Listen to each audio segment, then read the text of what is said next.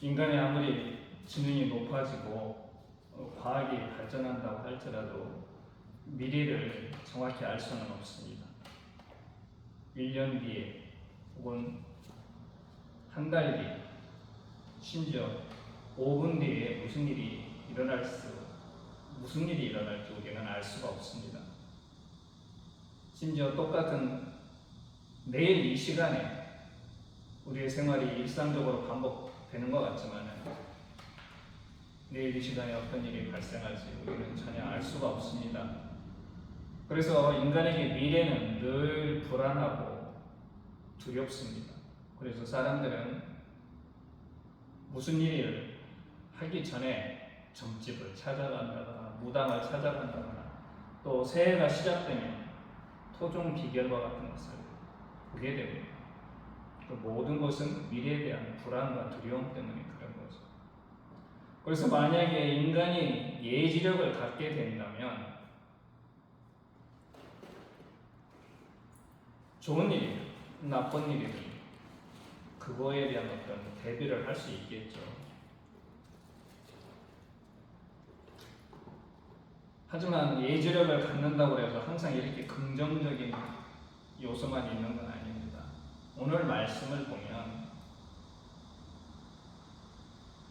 그러한 예지력이 있음에도 불구하고 전혀 피할 수 없는 그런 상황입니다. 예수께서는 이걸 벌써 3번째 말씀하십니다. 내가 예루살렘으로 올라가는데 이 길은 죽음의 길이다. 이걸 3번씩이나 듣는 제자들과 그 따르는 사람들은 당연히 두려워할 수밖에 없겠죠. 1번도 아니고 2번도 아니고 3번씩이나. 처음에 베드로가 이 얘기를 들었을 때는 오히려 예수님한테 대들었지만 지금은 그러지도 못합니다. 그런데 이 예수께서 가는 이 죽음의 길, 그리고 거기 예루살렘에 올라가서 맞아야 될 이 죽음이 굉장히 고통스러운 죽음입니다. 침뱉고 능욕당하고 거기에 채찍질 당한다는 얘기가 있죠. 혹시 패션 오브 크라이스트라고 하는 멜 깁슨이 감독했던 영화를 보신 적이 있을지 모르겠지만 거기서 보면 예수님께서 잡히셔가지고 로마 병정들한테 채찍질 당하는 장면이 나옵니다. 로마 시대에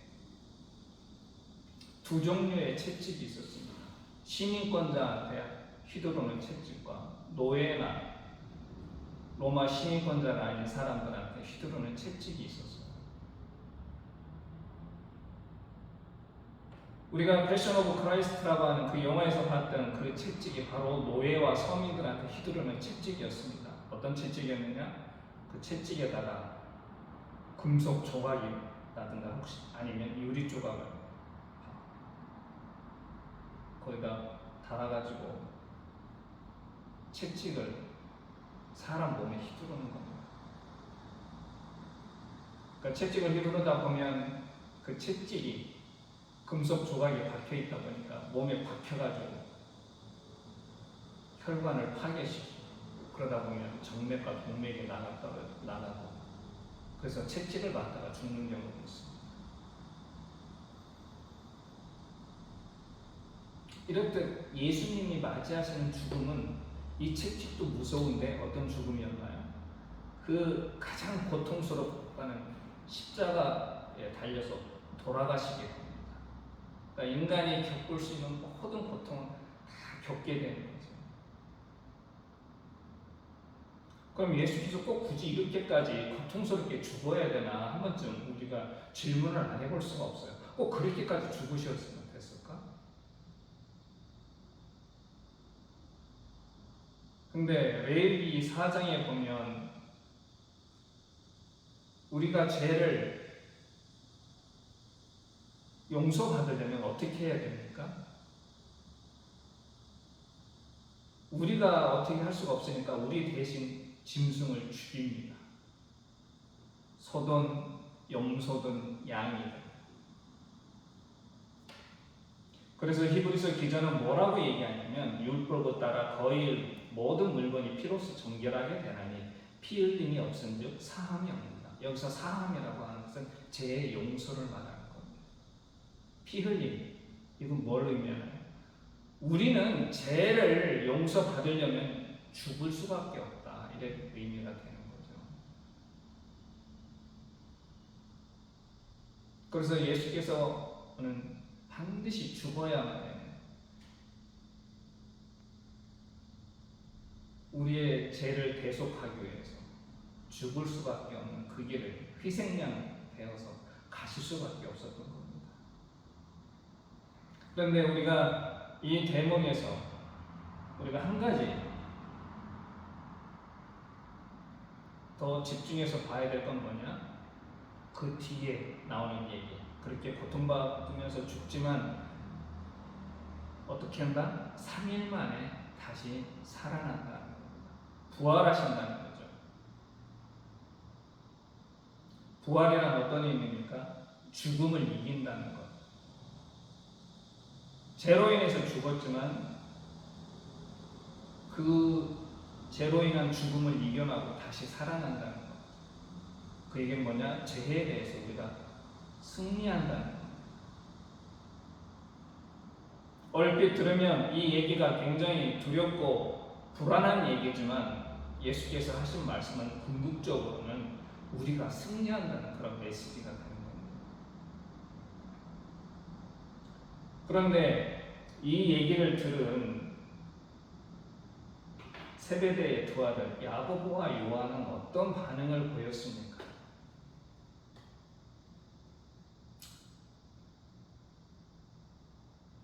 옛날 중국에 반고라는 사람이 있었는데 그 사람이 쓴 역사서 한서 열전에 보면 이런 얘기가 나옵니다. 발용부봉이라는 얘기가 나와요. 이 얘기 뜻은 뭐냐?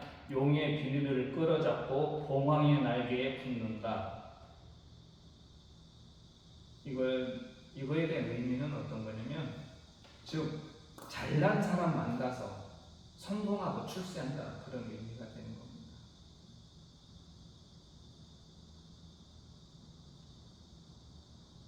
이 얘기의 주인공은 진나라, 우리가 잘 아는 진시 황제가 중국을 통일하고 15년 만에 망하죠. 그때 두 인물이 나타납니다. 하나 항우와 유방이라고 하는, 항우는 누굽니까? 우리가 보통 얘기하는 역발산 기계세라고 하는 그 항우와 아주 볼품없는 시골 촌장이었던 유방이 둘이 맞붙어서 결국에 누가 이기나요? 유방이 이겨서 한나라를 세우게 되죠. 이 한나라를 세웠던 유방 밑에 4명의 장수가 있었는데 그게 누구였냐면 번개, 관영, 하우영, 역상이라는 4명의 장수가 있었습니다. 이 사람들에 대한 열전을 쓰면서 반고가 이런 표현을 쓴 겁니다. 발용부봉. 반고조 유방도 굉장히 볼품없는 사람이었지만 이 4명의 부하도 굉장히 볼품없었습니다. 번개라는 사람은 계백정이었습니다. 관영은 비단장수였고 하우영은 관아에서 마차를 보는 마부였습니다. 역상, 이 사람도 별 볼 일 없었어요. 한고조 유방을 만날 때 백수였습니다. 4명 다 참 지금 생각해봐도 굉장히 도저히 성공이라고 하는, 출세라고 하는 거와는 거리가 먼 그런 위치에 있었던 사람인데 유방이라는 사람을 도와서 결국엔 제위에 올라갑니다.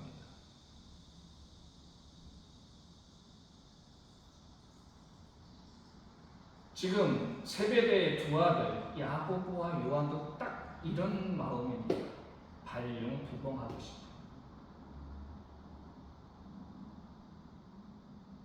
근데 이 대목을 읽을 때마다 많은 사람들이 그렇게 생각을 하죠.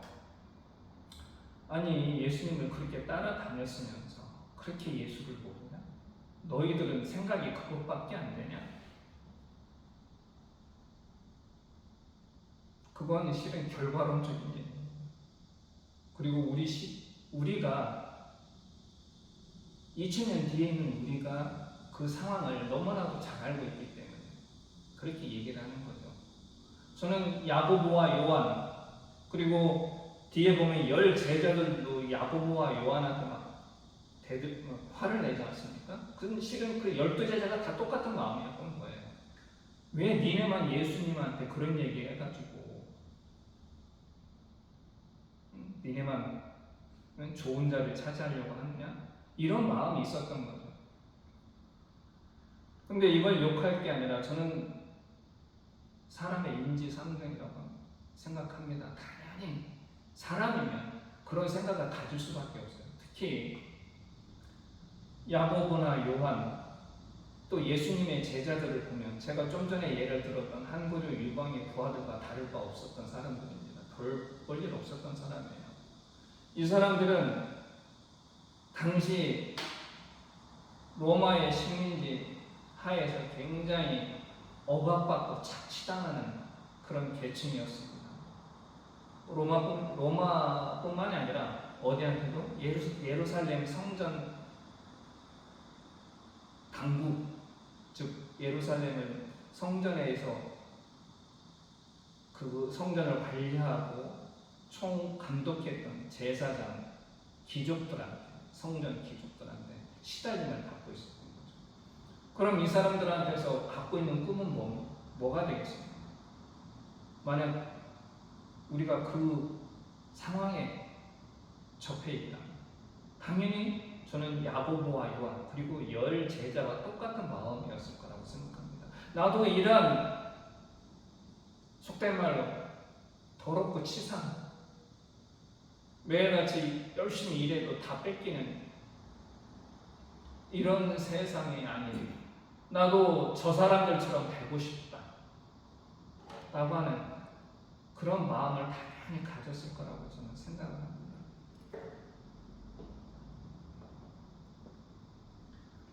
그래서 참 안타까운 얘기지만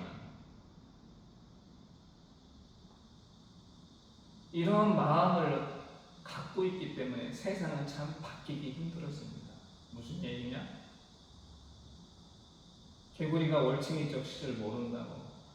우리가 소위 말하는 혁명에 처음 가담할 때는 굉장히 이상이 높죠. 세상을 뒤집어 엎고 싶고 이 잘못된 것을 바로 잡고 싶고. 그런데 어떻습니까? 막상 그게 성공이 되면 그 모든 걸 잊어버립니다. 그리고 이 야고보와 요한 같은 항상 그런 마음을 가지고 있기 때문에 자기들이 억압받고 착취당하는 그러한 삶이 정말 잘못된 걸 안다면 만약에 자기들이 그러한 위치에 올라가면 그걸 바꿔야 돼요. 자기도 그렇게 되기를 늘 꿈꾸기 때문에 세상은 바뀔 수가 없는 겁니다. 참 아이러니죠. 늘 그런 삶을 동경하기 때문에 입으로는 이 세상 정말 이 잘못된 세상 어떻게 바뀔 수가 없는 건가. 입으로는 그렇게 하지만 한편으로는 우리는 늘 그러한 사람들의 삶을 부러워하는 겁니다. 돈 많고 권력 있는 사람들의 그런 삶을 동경하게 되는 거죠. 나도 저 자리에 올라가고 싶다. 그러다 보니 세상은 정말 변하지 않습니다.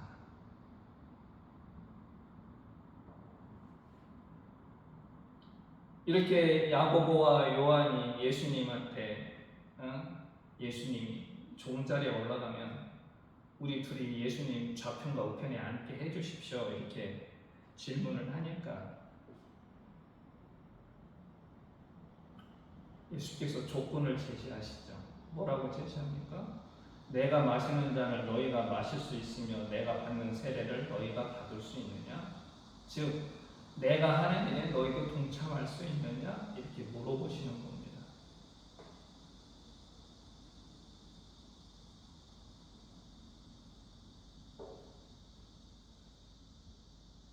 만약에 저와 또 여러분이 이렇게 예수님의 제자이고 예수께서 지금 우리한테 오셔가지고 이와 같이 똑같은 질문을 한다면 여러분은 어떻게 대답하시겠습니까?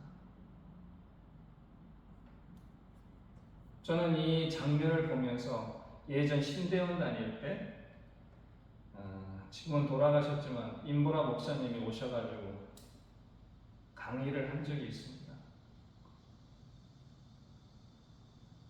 저는 그 강의 내용은 뭐 그렇게 기억나는 건 없습니다. 근데 첫 번째 질문은 아직도 똑똑히 기억하고 있어요. 어떤 질문이었냐면 사람들이 어떠한 일이 옳은 일인 줄 알면서도 그 일을 하게 됨에도 불구하고 왜 쉽게 그 일을 하지 못할까라는 질문을 던졌습니다. 실은 자랑 같지만 그 질문에 대답을 했던 건 저였습니다. 저는 그 질문을 하자마자 제가 신학을 하겠다고 마음 먹기까지 그리고 그렇게 도전하기까지 굉장히 오랜 시간과 고민 시간을 통해서 고민을 했기 때문에 그 질문의 의미를 너무나 잘 알 수 있었습니다. 왜 그러느냐? 한번 발을 디디면 쉽게 뺄 수가 없습니다. 무슨 일이든지 좋은 일이든 나쁜 일이든 한번 거기에 발을 디디게 되면 우리 마음대로 우리가 원하고 싶을 때 그만둘 수가 없는 거예요.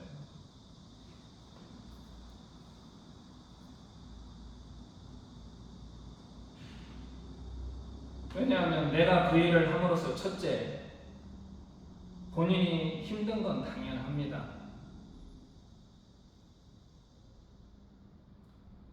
그리고 어떤 일이 자기 앞에 닥쳐 있는지도 모르고 두 번째는 어떻습니까? 나 하나만 고통받으면 좋겠는데 나로 인해서 나의 가족들, 나의 친척들이 또 고통 그리고 나를 알고 있는 사람들까지 나로 인해서 고통을 받을 수도 있는 겁니다.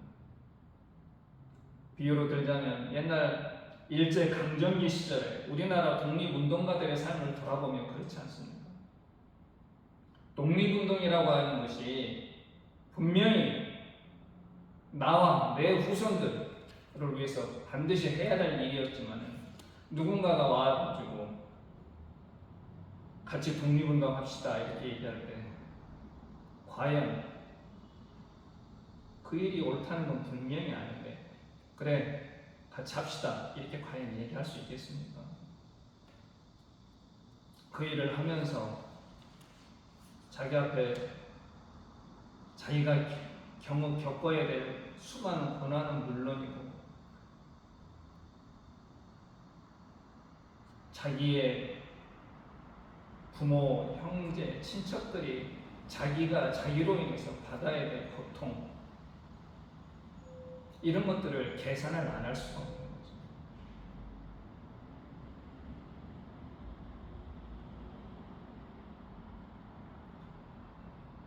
그리고 그 일에 더 예스라고 우리가 응답할 수 없는 이유는 뭐냐면 거기 40절에 보면은 뭐라고 되어 있나요? 내 좌편과 우편에 누가 앉을지는 나도 모른다 이렇게 되어 있습니다. 예수께서 말씀하셨는데 정확히 표현하면 어떻게 되어 있나요? 내 좌우편에 앉는 것은 내가 줄 것이 아니라 누구를 위하여 준비되었든지 그들이 얻을 것입니다.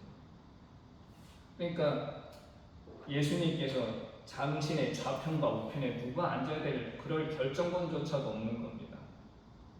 이 얘기는 뭐냐? 내가 이 일을 함으로써 어떠한 보상이 나한테 있을까라고 기대할 수 없다는 거죠.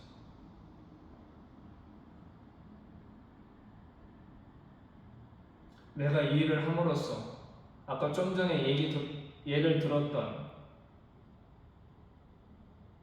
한나라 구조의 부하들처럼 이 일을 성공하면 제후가 될 수 있다라고 할 수 있는 확실한 어떤 보상이 준비되어 있다는 게 아닙니다. 준비되어 있지 않다는 겁니다. 아무도 모른다는 겁니다.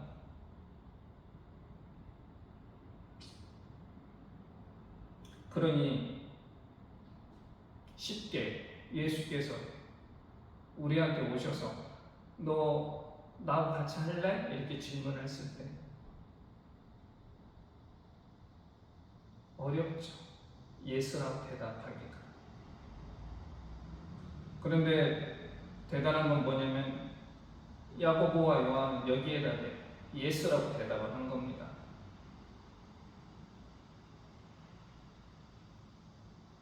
하지만 이 발령부범하고 싶은 이런 제자들한테 예수께서 뭐라고 얘기를 하시냐면 너희가 크고자 한다면 섬기는 자야 되고 섬기는 자가 되어야 되고 으뜸이 되려고 한다면 종이 되어야 한다 이렇게 말씀을 하신 겁니다.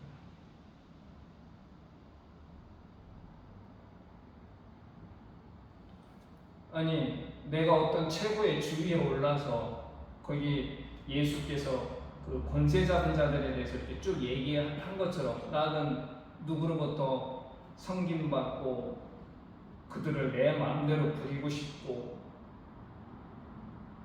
이러고 싶었는데 예수께서는 오히려 너희들이 크게 되거나 으뜸이 되려고 한다면 남들을 섬기거나 아니면 종이 되어야 된다.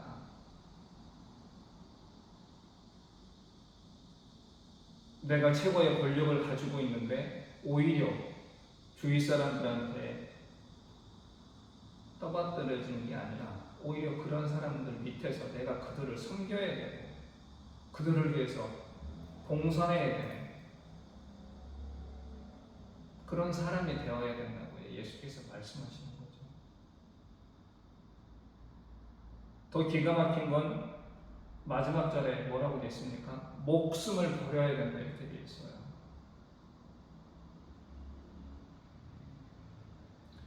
아니 섬기고 종이 되는 건 정도는 할 수 있겠지만 목숨까지 버려야 된다? 정말 어렵죠. 힘들고. 근데 예수께서는 분명히 그렇게 말씀하고 계십니다.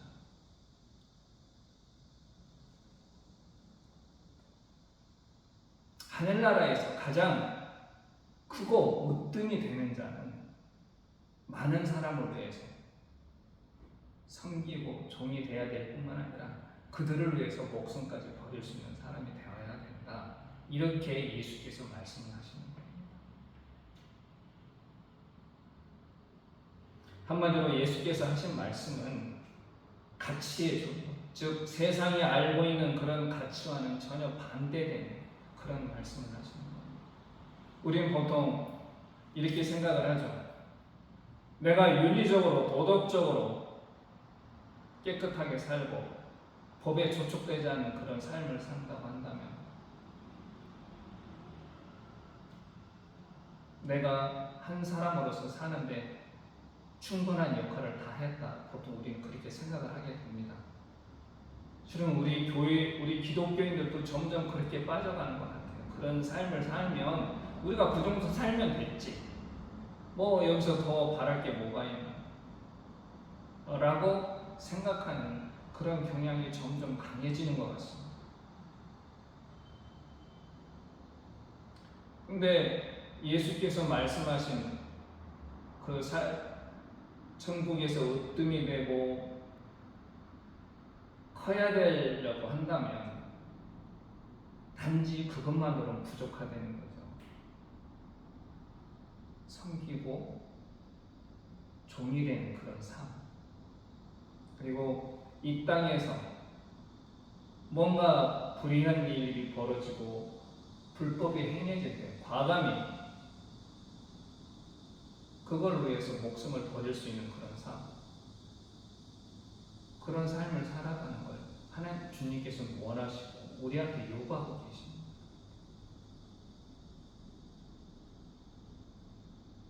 그렇기 때문에 우리는 매일매일 결단이 필요한 겁니다. 예스냐 노냐. 뭐에 대해서?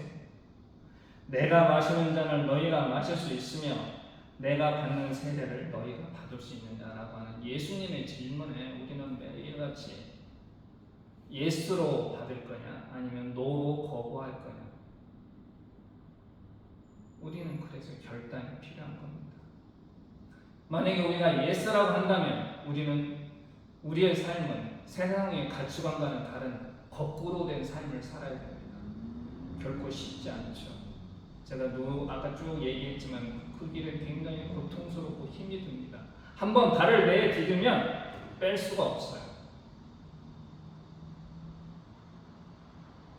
그리고 그렇게 열심히 살았다고 해서 어떤 보상을 기대할 수도 없습니다.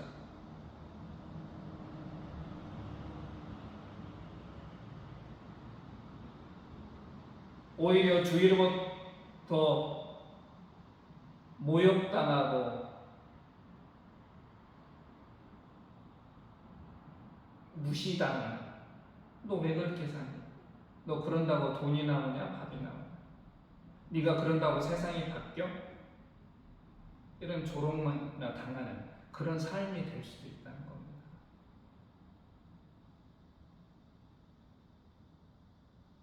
그럼에도 우리가 예수의 제자로 살아가기로 결심을 했다면 우리의 대답은 어떤 대답이 되어야 되는 겁니까?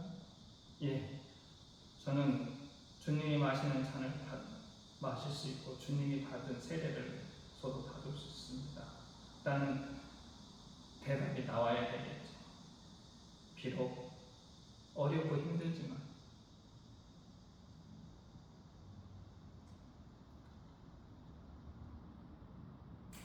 점점 우리가 살면서 매 순간 이런 걸 결단해야 될 그런 순간들이 너무나 많은 것 같습니다. 요즘은.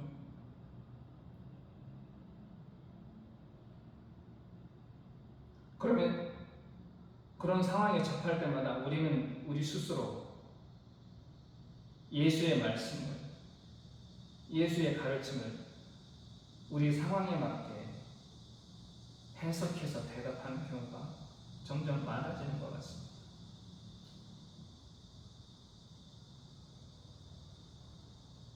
근데 예수께서 말씀하신 것은 분명 그렇지는 않았겠죠.